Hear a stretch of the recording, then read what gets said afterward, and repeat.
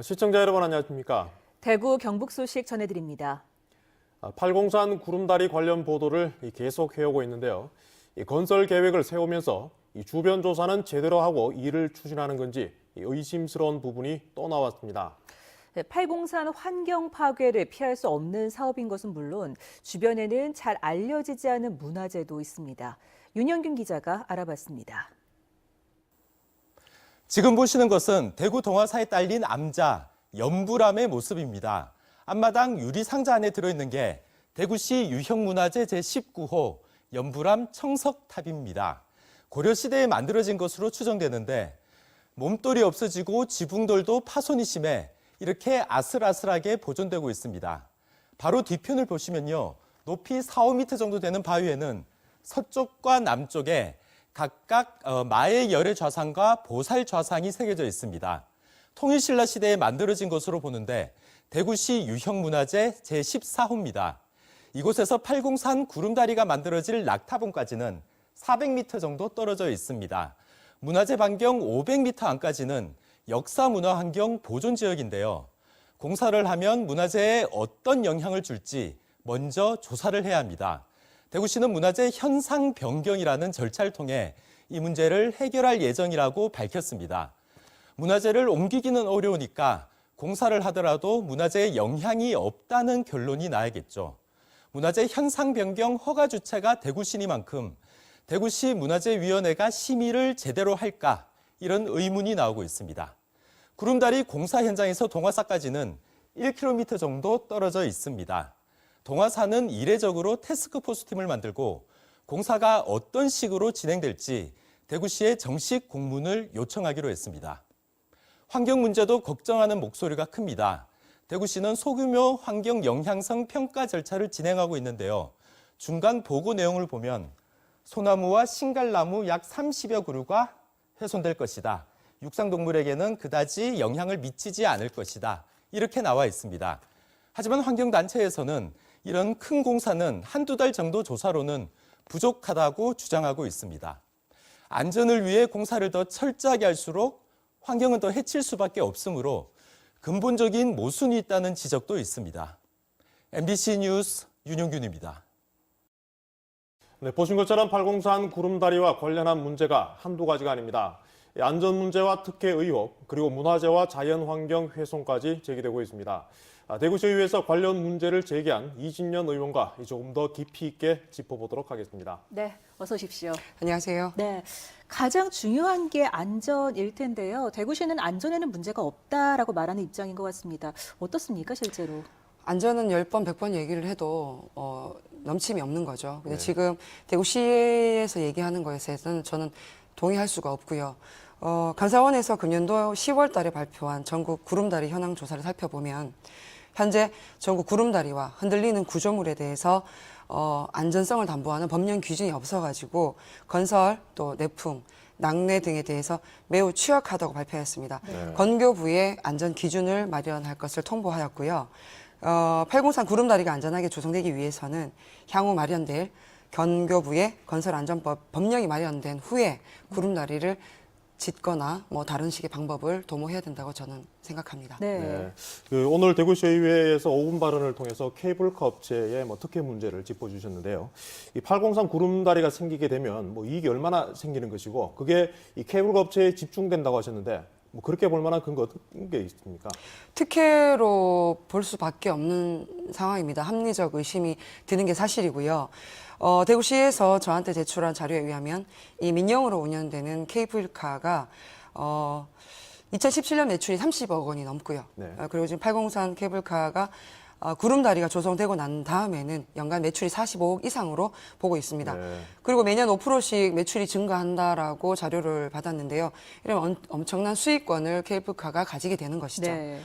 그렇게 보면 특혜 의혹이라고 보여지는데 대구시가 케이블카의 사회 환원 협상을 제안했습니다. 되게 웃기죠. 주요 내용이 케이블카 교체, 승하차장 및 정상부의 쉼터를 정비하는 것, 그리고 주차장 확보를 하는 것입니다. 이런 내용은 케이블카 자체적으로 네. 상업성을 위해서 해야 되는 사항인데 이거를 사회 환원이라고 보고 협상을 이거를 가지고 협상을 했다는 거는 저는 말이 되지 않는다고 생각합니다. 그렇기 때문에 이게 시민 환원이라면 그 수익의 일부를 복지에 기부를 해야 되는 거고 네. 그 장애인과 뭐 노약자, 케이블카를 이용하는 사람들이 무료로 돼야 되는 것이지 지금 이런 상황이면 이게 특혜라고 누가 지나가는 대구 시민들 다 붙잡고 얘기했을 경우에 누가 특혜가 아니라고 볼 수 네. 있겠습니까? 네. 참 풀어야 될 문제가 많은 것 같은데요. 이 내년 5월에 공사를 하겠다라는 이야기도 나오고 또 대구시가 좀 서두르는 모습을 보이는 것 같습니다. 어떻게 좀 차차 해결을 해가야 될까요? 이것도 사실 문제입니다. 왜냐하면 대구시에서 저한테 보고를 이렇게 하지 않았습니다. 하지만 내년 5월에 착공이라는 그 보도 경위에 대해서 제가 여쭤봤죠. 그랬더니 대구시는 오보였다고 얘기를 하고 여러 가지 상황을 조합해 볼 때 803 구름다리의 방향은 우선적으로 국립공원 승격과 함께 진행되어야 된다고 생각을 하고요. 네. 공청회를 했었어야 되는데 설명회를 개최했습니다. 어쨌거나 설명회를 했고요. 설명회에서 주민들이 심각하게 건의하고 말씀하신 내용이 동아지구 주차장 문제 지금 해결해야 된다고 생각합니다. 지금도 주말만 되면 소위 말해서 미어 터지는 거죠. 자동차 숲이 되어 가고 있는 네. 겁니다. 예, 우선적으로 해결해야 될 것은 그런 부분들이 있는 거고요.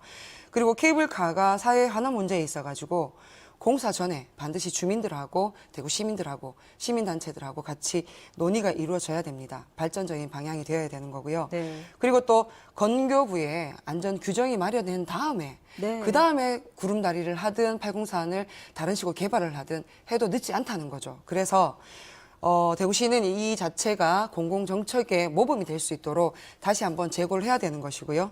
그리고 803 국립지정권을 또 803 전체를 아우르는 역사 문화의 장으로 미래 세대와 함께 할 수 있는 그런 장기적인 계획 수립을 하는 데 중점을 둬야 되지 않나라는 게 제 생각입니다. 네, 803 구름다리 문제 앞으로도 계속 관심을 갖도록 하고요. 네, 오늘은 여기까지 듣도록 하겠습니다. 고맙습니다. 고맙습니다.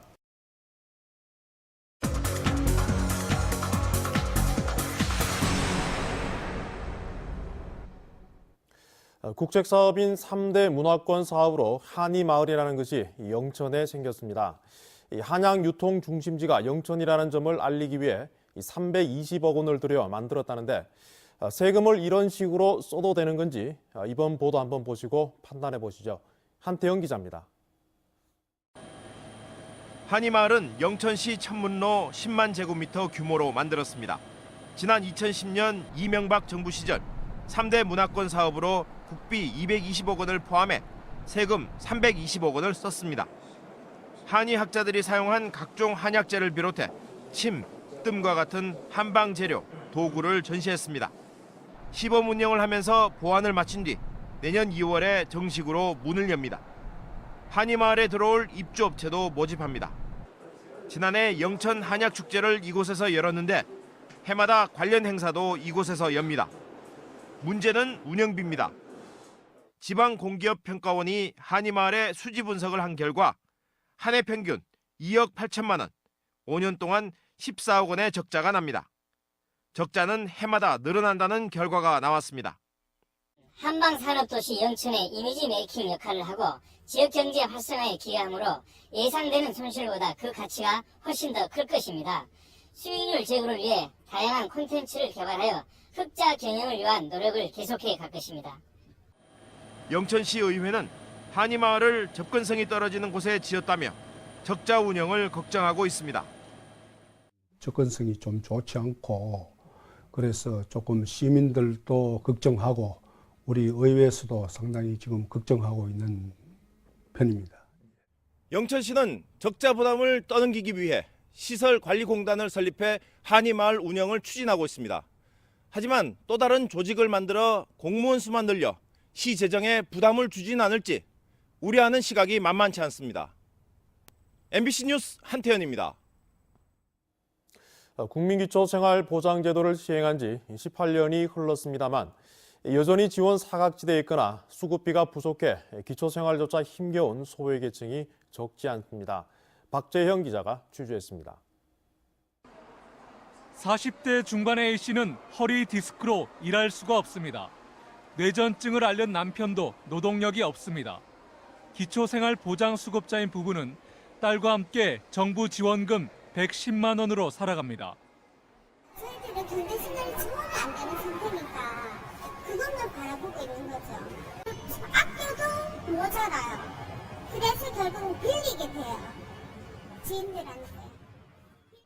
국민기초생활수급제도는 아직 문제가 많습니다. 지난해 기준 대구의 기초생활수급 가구는 6만 3천여 가구로 해마다 줄고 있습니다. 수급자 선정 조건이 여전히 까다롭습니다.